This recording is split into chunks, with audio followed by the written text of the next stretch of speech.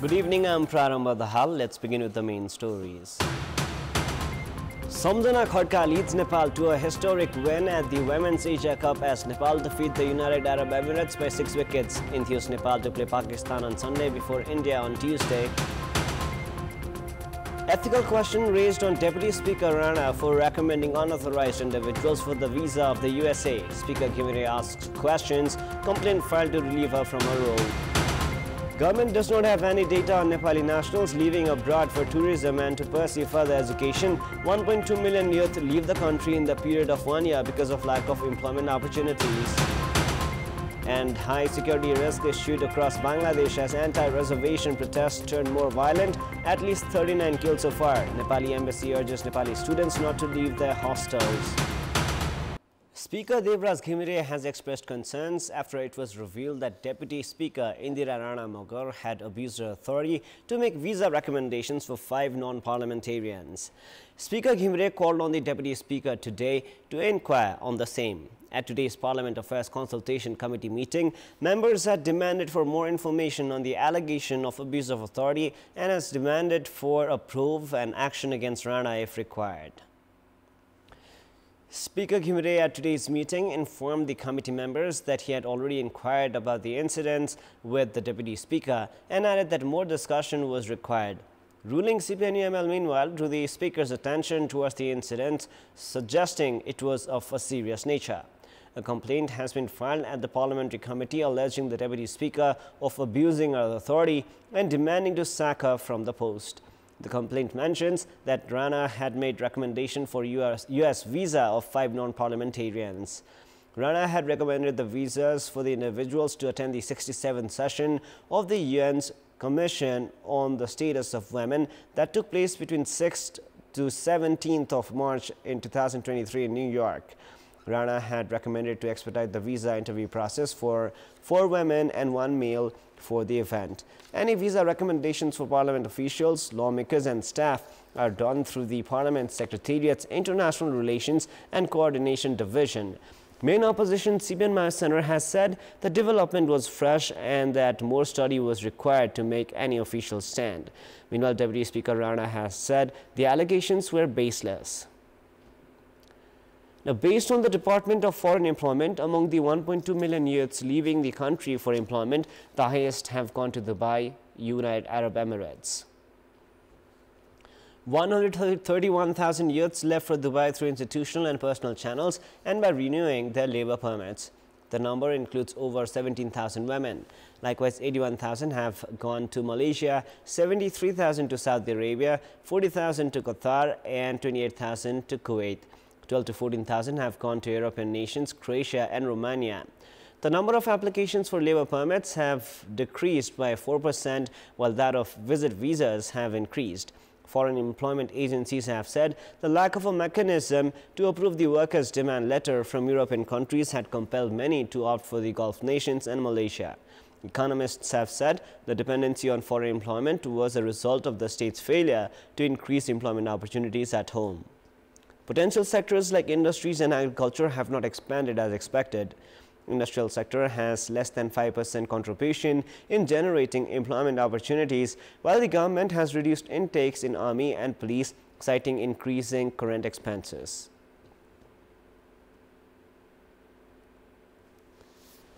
In our Public Voice segment, we've asked in several provinces what should be done to increase per capita income in accordance to the rising inflation.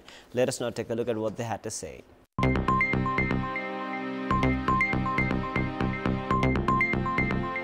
सबभन्दा पहिला आफै सक्रिय हुनु पर्यो त्यसै विभिन्न दृष्टिकोण विभिन्न ठाउँबाट उलाई सहयोग पनि हुनु पर्यो कृषि गर्न सकिन्छ कि व्यापार गर्न सकिन्छ कि के छ यहाँको वातावरणमा सहज हुने खालको के हुन्छ त्यही गर्न पर्छ अब राज्यले इन्भेस्ट गर्ने जनतालाई चाहिँ अर्निङ गर्नु पर्यो भनेर अब त्यो जनताको प्राथमिकता दिनु पर्यो के राज्यको नीति ठीक हुनु पर्छ र व्यक्ति चाहिँ मिलेर चाहिँ रोजगारीको अवसरहरू सिर्जना गर्नु पर्छ सरकारको नीतिले गर्दाखेरि अलिकति हामीले आम्दानीको स्तरहरू बढाउन सक्छौं कृषि क्षेत्रमा लगानीका वातावरणहरू सरकारले गर्नु पर्यो अनुदानका कुराहरू गर्नु पर्यो र उत्पादन गरिसकेपछि त्यसले बजार पाउने कुराहरू पनि हुनु पर्यो पिछडिएको वर्गहरूलाई तालिम दिएर रोजगारमा जोड्नु पर्यो। राष्ट्रको उत्पादकत्वहरू चाहिँ एकदमै वृद्धि गर्नु पर्यो। हामी सबै दिदीबहिनीहरूले सिप सिकेर आत्मनिर्भर हुनु पर्यो। किसानहरूलाई लगायत अरू व्यवसायहरूलाई सुलभ दरमा चाहिँ कर्जाको व्यवस्था गर्नु पर्यो।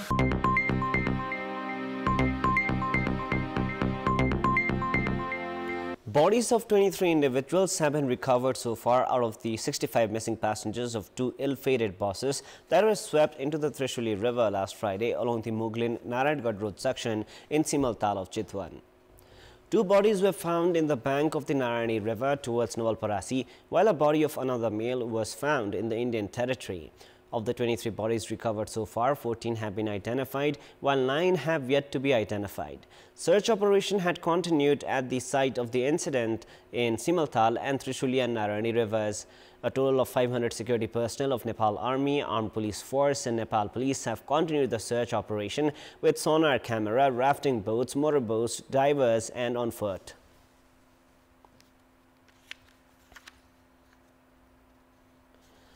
Four members of a single family, including Parshuram Shah, who had left for Kathmandu to attend the convocation ceremony of his son, are still missing after the bus of Ganapati Deluxe travelling from Kathmandu to Gaur was swept by a landslide into the Trishuli River at Varadpur, ward number 23 Simaltal along the Narayangad-Muglin road section.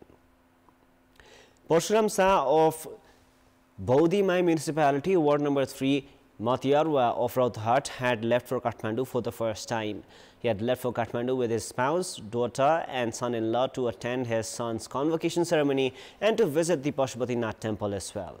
However, after the bus was swept by the landslide, the status of 4 members of the same family is uncertain, which has left the entire village in shock.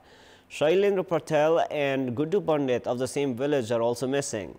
Shailendra, who was working at a clothing shop from a young age, was returning home after 3 years. Shailendra's mother and Guddu's spouse are in a state of shock and wait for their family members with tears in their eyes, including Jugeshwar Yadav of Gaurda municipality, ward number 9 Siswa. 5 people had left for Kathmandu for treatment of Yadav's daughter and granddaughter. However, only 1 member of the family returned home as Yadav was able to save himself by jumping off the ill-fated bus, while the status of 4 others is uncertain. 65 passengers were on board the ill-fated buses swept by the landslide at Simaltal of Chitwan. Of them, 3 had saved their lives by jumping off the vehicle. It is now time for our segment Public Pulse, where you text us with your opinion. Public Pulse. Before we ask today's question, let us take a look at the result from yesterday's poll. Yesterday we were asked, why do the 3 tiers of the government compete for the jurisdiction of roads but the roads remain in poor condition? 18% were for A, no clarity on jurisdiction, 60% were for B, contract interests, and 22% were for C, pretext not to work. And here is our today's question. What do you term the statement of Deputy Speaker Indira Rana, where she has said that she had unknowingly recommended unofficial individuals to send them to the United States of America? Your options are A, no knowledge of law, B, abuse of authority, and C, topic for investigation. The voting is on. Type NEWS, select your option A, B, or C, and send it to 34001 to share your opinion with us. In absence of laws and structures to take actions against the local levels failing to introduce budget within the timeline set by the law, questions have been raised on good governance. Based on the existing legal provisions, local levels must introduce their budget for the next fiscal year before the 10th of Asar as per the Nepali calendar. However, despite raising ethical questions on the public representatives of local levels failing to introduce the budget, there are no mechanisms to take actions against them. Spending funds without endorsing the budget could have it recorded as outstanding payments by the Office of the Auditor General, and the Commission for the Investigation of Abuse of Authority CIA could furnish a report of irregularities. In the fiscal year 2023-24, 32 local levels did not introduce their budget within the deadline. However, actions were not taken against those local levels and they spent funds without any obstructions. A total of 49 local levels have not introduced their budget so far this year. Based on the existing legal provisions, local levels must present their budget at the assembly and have it endorsed before the end of the Nepali month of Ashar. Of the local levels, 1 sub-metropolis, 12 municipalities and 36 rural municipalities have not introduced their budget this year. Spending budget without having it endorsed is identified as irregularity. However, ignoring such aspects, the local levels have been distributing salary to teachers and spending for other works. Local levels failing to endorse the budget before spending were allocated funds by the federal and provincial governments this year as well. The National Natural Resources and Fiscal Commission, which is assigned the responsibility of distributing resources, has also been ignored by the local levels. Dolpo Buddha Rural Municipality of Dolpa did not introduce its budget this year. Baudimai and Rajdevi Municipality of Rautahat, Chinnamasta of Saptari and Jagannathpur Rural Municipality of Parsa had spent funds without introducing their budget in the past. Aid from the federal and provincial governments are sent directly to the accounts of the local levels. Spending such funds without having the budget endorsed is considered as irregularity, where anyone can file complaints and the CIAA can file cases as well. However, the anti-graft body has not filed cases against any entity on these grounds so far. Such practices of the local levels have raised questions on good governance. Based on the Constitution, all three tiers of the government are independent and set their policies and programs and budget on their own. But with the local levels remaining indifferent, the federal government, the CIAA and the Office of the Auditor General have not been able to conduct required monitoring and take actions.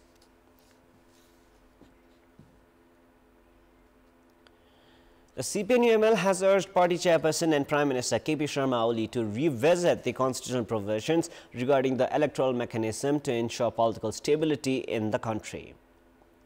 Submitting the 99-point recommendations prepared by 28 departments of CPN-UML, the party has urged the Prime Minister to amend the laws related to political parties and to ensure electronic voting mechanism. UML also suggested party chair and Prime Minister Oli to become clear on the jurisdiction of the federal and provincial governments, focus on good governance and development, and to ensure timely service delivery to the public. They also called for addressing problems of the transport sector, ensuring food security, increasing agricultural production, and formulating a commission to find sustainable solutions for land-related issues. Prime Minister Oli also shared the commitment of implementing the party's suggestions. Second largest party of the House of Representatives, CPN-UML has also urged the Prime Minister to conclude the bills related to education and civil service at the earliest, while also restructuring the Tribhuvan University.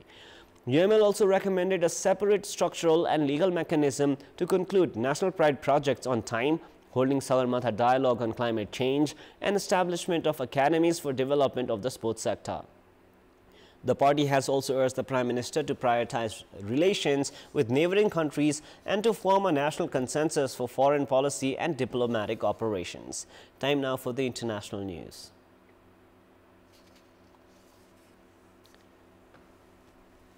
A high security alert. A high security alert has been issued across Bangladesh as anti-reservation protests in the country turned more violent. According to the international media, 39 people have died so far in the violent clashes between protesting students and the police, while many others have been injured. The protesters held demonstrations across the country as well by storming many government offices. The government has called the protesting students for talks, but they have rejected it. The agitation and violence have been increasing. After the agitation broke out, the Nepali embassy in Dhaka has asked all Nepali students to stay safe and not to leave the hostel or leave their place of residence except for essential work, and to follow the instructions of their college administration.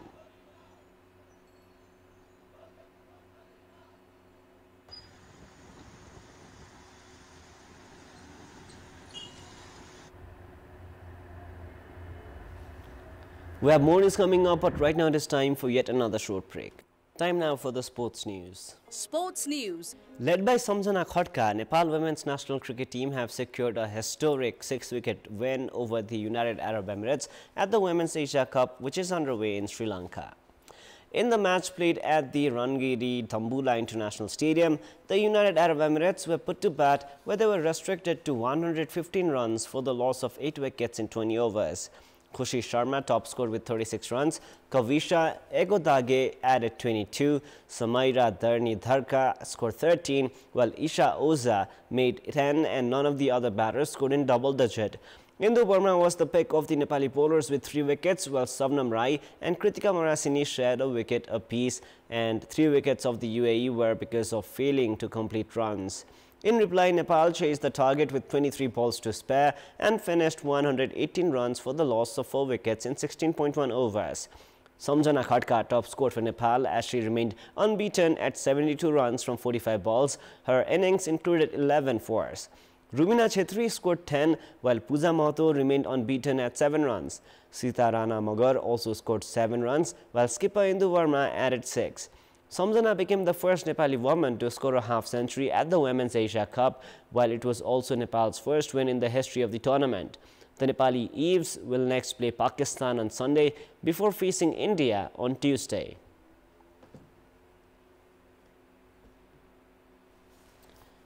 President Ramchandra Paudel has shared belief that Nepali athletes would perform well at the Paris Olympics. Bidding a farewell to the athletes set to represent Nepal at the Olympics, President Paudel said that the entire country would be supporting them at the mega sporting festival. At a special program organized at the President's residence in Sheetal Niwas, the athletes, coaches and officials set to represent Nepal at the Olympics were bid a farewell. A delegate of 26, including 7 athletes of 6 sports, coaches and officials are to leave for France. Paddler Shantu Shrestha, judoka Manita Shrestha Pradhan, shooter Susmita Nepal, shuttler Prince Dahal, athlete Santoshi Shrestha, and swimmers Alexander Shah and Duana Lama are to represent Nepal at the Paris Olympics. President Paudel said that sports was the most appropriate medium to introduce the country at international levels and therefore urged the athletes to present themselves accordingly. President Paudel handed over the national flag of Nepal to Nepal's chef de mission, National Sports Council member secretary Tongkalal Gising. Minister for Sports Tejulal Chaudhary will also attend the Paris Olympics. The Paris Summer Olympics will begin on 26 July. That is all for the moment. Up next is the news in Nepali. Thank you for staying with us. Goodbye for now.